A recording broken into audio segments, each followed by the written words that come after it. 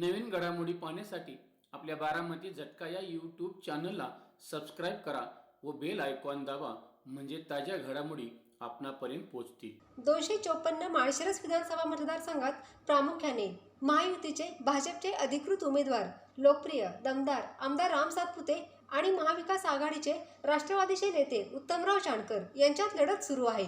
दोन्हीकडून प्रचाराची रणधुमाळी सुरू झाली आहे।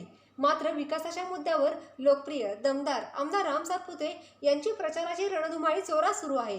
या चुरशीच्या निवडणुकीत सर्वसामान्य जनतेच्या भावना काय आहेत हे थोडक्यात जाणून घेऊयात। नमस्ते, बारामती झटक्यामध्ये आपले सहर्ष स्वागत आहे। माळशिरस विधानसभेच्या निवडणुकीची रणधुमाळी सुरू झालेली आहे। राष्ट्रवादी म्हणजे महाविकास आघाडीकडून उत्तमराव जानकर आणि महायुतीकडून भाजपचे विद्यमान आमदार राम सातपुते यांच्यासह अजून 10 उमेदवार म्हणजे असे 12 उमेदवार निवडणुकीच्या रिंगणामध्ये आहेत। निवडणुकीच्या रणधुमाळी गावभेटी झालेल्या आहेत। आता प्रचाराचा शुभारंभ होऊन गावोगावी मतदानाची प्रक्रिया सुरू झालेली आहे। आज या माळशिरस तालुक्यामध्ये एक 2 शक्ती एकत्र आलेले आहेत, मोहिते पाटील आणि उत्तमराव जानकर गट। तरीसुद्धा ह्या निवडणुकीकडे विकासाचा मुद्दा घेऊन आमदार राम सातपुते लढत आहेत। तर आपण एक सर्वसामान्य कुटुंबामधील आहेत, त्यांच्याकडूनच नेमकं या निवडणुकीच्या विषयी भावना जाणून घेऊया। नमस्ते। नमस्कार। तुमचं नाव सांगा। अशोक तुकाराम शिंदे। बरं, गाव कुठलं? कुरुंदावडे। बरं, आता मला सांगा, ह्या निवडणुकीकडे नेमकं कसं पाहताय तुम्ही? ह्या निवडणुकीकडे एक विकासाच्या दृष्टिकोनातून आम्ही पाहतो। पुढच्या युवा पिढीला या ठिकाणी रोजगार मिळाला पाहिजे, दिशा मिळाली पाहिजे, या दृष्टिकोनातून या निवडणुकीला आम्ही पाहतो। या विजनच्या दृष्टिकोनातून आम्ही पाहतो। आपण पाहिलं असेल तर ही निवडणूक एवढ्या भविष्याची, युवा पिढीसाठी एवढी भविष्याची महत्त्वाची आहे की मागच्या कालखंडामध्ये 2.5 वर्षामध्ये साधारण 2000 कोटीचा आसपास निधी तालुक्यामध्ये आमदार रामभाऊ सातपुतेने आणलेला आहे। आपण पाहिलेलं आहे या ठिकाणी आमच्या पुरंदवड्याच्या गावामध्ये सुद्धा जवळजवळ 2, 3, 4 कोटी 10 कोटीपर्यंत निधी आमच्या गावामध्ये आलेला आहे। सुसज्ज अशा प्रकारचं लक्ष्मी महामंदिर या ठिकाणी झालेलं आहे। त्याचबरोबर कनेर ते सदाशिवनगर ते कनेर हा 12 गावाचा जनसंपर्क असणारा रस्ता आहे। त्या कनेर, इस्लामपूर, माडकी, बाम, रेड, सरगवडी या सगळ्याला कनेक्ट असणारा रस्ता आहे। तो रस्ता या ठिकाणी 30 वर्षापासून प्रलंबित आहे, परंतु रामभाऊ झाल्यामुळं त्या ठिकाणी प्रशस्त असा रस्ता झाला। पुरंदवडे ते बांबुर्डी तुम्ही जाऊन रस्ता बघा, 30 वर्षापासून प्रलंबित रस्ता आहे, परंतु तो रस्ता सुद्धा अतिशय सुसज्ज असा झालेला आहे। पिलीव ते माळशिरस हा रस्ता अतिशय सुसज्ज असा रस्ता झालेला आहे। हे जे दिसतंय, काम दिसतंय ना, हा विकासच आहे ना। मग हे प्रलंबित प्रश्न कोण सोडवू शकतो? तर आमदार रामभाऊ सातपुते सोडवू शकतात, हा विश्वास जनतेमध्ये निर्माण झाला। दुसऱ्या दृष्टिकोनातून आपण जर पाहिलं तर आरोग्याच्या दृष्टिकोनातून या ठिकाणी लोकांना 1 लाख 2 लाख जाऊ द्या हो, 10,000 5,000चा पैसा लोकांकडे नसतो। अशा अवस्थेत रामभाऊला फोन केला की ते उपलब्ध असतात आणि 3,500 ऑपरेशन या तालुक्यामध्ये करणं इतकं सोपी गोष्ट नाही। सर्वसाधारण गरीब कुटुंबातल्या माणसाला ती अतिशय मोठा दिलासा आहे। म्हणून आरोग्य क्षेत्रात त्यांना आरोग्य दूत म्हटलं जातं आणि म्हणून अशा या कर्तृत्वान माणसाला निवडून देणं ही खरी काळाची गरज आहे। दुसरा दृष्टिकोन आता पहा, महाविकास आघाडीचं सरकार या राज्यामध्ये येणार।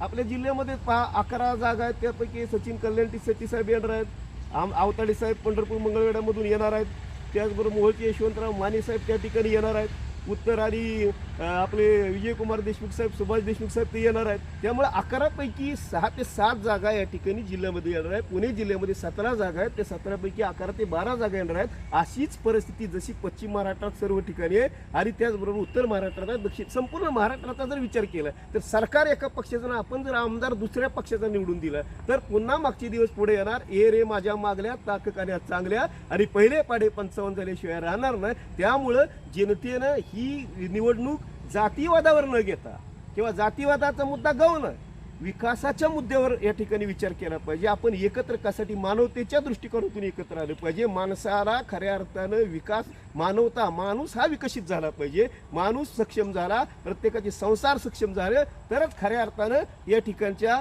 विकासाला आपण विकास झाला म्हणू शकतो। प्रत्येक या ठिकाणी सक्षम माणूस बनणं ही खऱ्या अर्थानं काळाची गरज आहे। आणि म्हणून दुसरी गोष्ट, युती सरकारच्या काळामधील निर्णय पाहतो मागच्या 10 वर्षामध्ये 15 वर्षापासून आपण सर्वांना पत्रकार माहीत आहे आपल्याला संपादक साहेब की 10-15 वर्षापूर्वी यायचे वायरमन त्या ठिकाणी उचलायचे खोके, पुन्हा शेतकऱ्यांनी तिथं जायचं, 1000-2000 काय 4-2 द्यायचं, ते पुन्हा माघारी आणून टाकायचे. हे जी गोष्ट होती ती आता या 10 वर्षामध्ये झालेली नाही. 1.5-2 लाख रुपये शेतकऱ्यांचे वीज बिलाचे माफ झालेले. म्हणजे ती साधी गोष्ट नाही. आणि इथून पुढच्या 5 वर्षामध्ये 1 पैसा सुद्धा घेणार नाही असं युतीतले एक घटक आमचे अजितदादा पवार साहेबांनी सांगितले. दुसरी गोष्ट, त्या सरकारनं अतिशय चांगले निर्णय घेतले. मुख्यमंत्री लाडकी बहीण योजना या ठिकाणी 1,500 रुपयाचा निधी प्रत्येक महिन्याला प्रत्येक महिलेच्या खात्यावर येणार आहे, थेट डायरेक्ट खात्यावर येणार आहे. त्यामुळे कुठेही 1 रुपया गायब इकडे तिकडे होणार नाही. ऑनलाईन पद्धतीनं तो पैसा खऱ्या अर्थानं त्याच व्यक्तीपर्यंत पोहोचणार आहे. हे महत्त्वाचं. ते 2100 रुपयावर नेण्याचं काम सरकारनं केलं, कारण मागच्या 5 महिन्यामध्ये त्यांनी पैसे अदा केलेले आहेत. इथून पुढच्या कालावधीमध्ये 100% ते पैसे अदा करणार आहेत. म्हणजे किसान सन्मान योजना, दुसरी योजना घ्या, किसान सन्मान योजना 15,000 रुपये त्या ठिकाणी देणार आहेत. राज्य सरकार आणि केंद्र सरकारच्या माध्यमातून या ठिकाणी 30,000 रुपये प्रत्येकाला येणार आहेत. म्हणजे रेशन या ठिकाणी केंद्र सरकारनं 5 वर्ष 10 वर्ष झाली आज आपण रेशन फुकट सरकारनं घेतोय, म्हणजे फुकट देतं. हे जे काय सरकारनं सुविधा निर्माण केलेल्या आहेत ती जनतेच्या अतिशय हिताच्या सुविधा आहेत. यापूर्वीच्या सरकारनं अशा प्रकारचं कोणाला दमडा सुद्धा कोणाच्या खात्यावर दिलेलं नाही. आणि सगळ्यात महत्त्वाची गोष्ट म्हणजे 2 वेळा या सरकार ज्यावेळी भारतीय जनता पार्टीचं सरकार आणि शिवसेनेचं सरकार आलं त्यावेळी 2 वेळा 2 लाखापर्यंतचं कर्ज या ठिकाणी सरकारनं माफ केलेलं. याचं आपल्याला पुरावे दाखले. आणखी काय विचार सांगा, विचारा.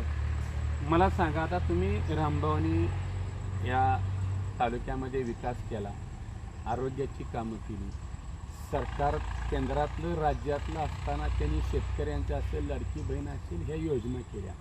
परंतु आता मला तुम्हाला एक खरा प्रश्न आहे की माळशिरस तालुक्यामध्ये मोहिते पाटील आणि उत्तमराव जानकर हे 2 गट एकत्र झालेले आहेत. त्यामुळं एक सर्वसामान्य नागरिक म्हणून तुमच्या काय भावना आहेत? या ठिकाणी हे 2 जे गट एकत्र झालेले आहेत ते नेते एकत्र झालेले आहेत, परंतु या ठिकाणी जनता मात्र त्यांच्याकडे एकत्रित होताच्या भूमिकेत नाही. जनतेची मनामध्ये संभ्रम अवस्था आहे, परंतु जनता त्या ठिकाणी मतदान करताना योग्य ठिकाणीच बटन दाबेल यामध्ये कुठल्याही प्रकारची शंका नाही. एक जणाला खासदार व्हायचंय, दुसऱ्याला आमदार व्हायचंय, ह्या प्रकारचं एकमेकाला असं मिली बघत अशा प्रकारचं धोरण या ठिकाणी उपयोगाचं नाही. हे जनतेला निश्चितपणे जनतेनं जाणून घ्यावं आणि जनतेनं अशा प्रकारच्या विचारधारेवर मतदान करूच नये. कारण जनतेनं विकास हाच दृष्टिकोन ठेवावा, आपल्या मुलाबाळाचं भविष्य हाच दृष्टिकोन ठेवावा, ही माझी प्रामाणिक एक सामान्य माणूस, एक सामान्य मतदार म्हणून प्रामाणिक भावना. मग आता तुम्ही बरंचसं विकासाचं सांगितलं, आता सर्वसामान्य जनतेमधनं काय आवाज येतोय? प्रत्येक सर्वसामान्य जनतेच्या मनामध्ये अंतकरणामध्ये हेच आहे की मला रामभाऊ, शेतकऱ्यांच्या मनामध्ये हे आहे की मला दुष्काळ निधी एकेका खात्यावर 10-12 आला, आजपर्यंत कुणी दिलं नाही. शेतकऱ्यांच्या अंतकरणामध्ये वाटते की माझा आमचा रामभाऊ बरा. या ठिकाणी ज्यांची ऑपरेशन झाली, आरोग्याचे प्रश्न या ठिकाणी सोडवले, त्यांच्या अंतकरणापासून वाटते की मला रामभाऊला मतदान करायचंय. ज्यांच्या युवकांना जिथं जाईल त्या ठिकाणचे युवक म्हणतोय की मला आता या तालुक्यामध्ये बदल करायचा आहे. माझे वडील त्याच मार्गाने गेले, माझे आजोबा त्या मार्गाने गेले, परंतु मी आजोबा आणि वडील ज्या मार्गाने गेले त्या मार्गाने गेलो तर निश्चितपणे माझा भविष्यकाळ अंधकारमय झाल्याशिवाय राहणार नाही. हे आजच्या नातवाची भूमिका आहे. म्हणजे 20 ते 35 वयोगटातील मतदार निश्चितपणे विचाराने आणि कृतीतच मतदान करणार, विचार करूनच मतदान करणार, यामध्ये शंका नाही. तुम्ही आता बरंचसं काय सांगितलं. तुम्ही आता मतदारांना काय आव्हान करताय नेमकं? मतदारांना एवढंच आवाहन करतोय की जातीयतेच्या मुद्द्यावर कदापि या ठिकाणी मतदान करू नये. कारण आपल्या तालुक्याला एकसंध ठेवायचं असेल, आपल्याला अखंड तालुक्यात ठेवायचं असेल, या ठिकाणच्या मानवता धर्म जागृत करायचा असेल आणि जिवंत ठेवायचं असेल, लोकशाही जिवंत ठेवायची असेल तर या ठिकाणी माझं एवढंच आव्हान आहे, प्रत्येकाने या ठिकाणी दूरदृष्टीपणा बघून विकासाला प्राधान्य देणार, आपल्या भविष्याचा कोण तळमळीनं काम करू शकतो अशा रामभाऊ सातपुतेला निवडून द्यावं, एवढी माझी तळमळीची विनंती. आपण पाहिलं की हे सर्वसामान्य मतदार आहेत आणि त्यांच्या ज्या काही भावना आहेत त्या भावना त्यांनी सांगितल्या. समाजामध्ये जात असताना नेमकं वयोवृद्धांच्या मध्ये, तरुणांच्या मध्ये, महिलांच्या मध्ये काय भावना आहेत ह्या सुद्धा त्यांनी जाणून घेतल्या. निश्चितपणे तुमच्या ज्या काही प्रतिक्रिया भावना आहेत त्याही आम्ही समाजापर्यंत मतदारांच्यापर्यंत पोचवू. तुम्ही आलात आणि आपल्या प्रतिक्रिया दिल्या त्याबद्दल बारामती जटका यूट्यूब चॅनलमध्ये आपलं सहर्ष स्वागत. आपली राम राम. धन्यवाद.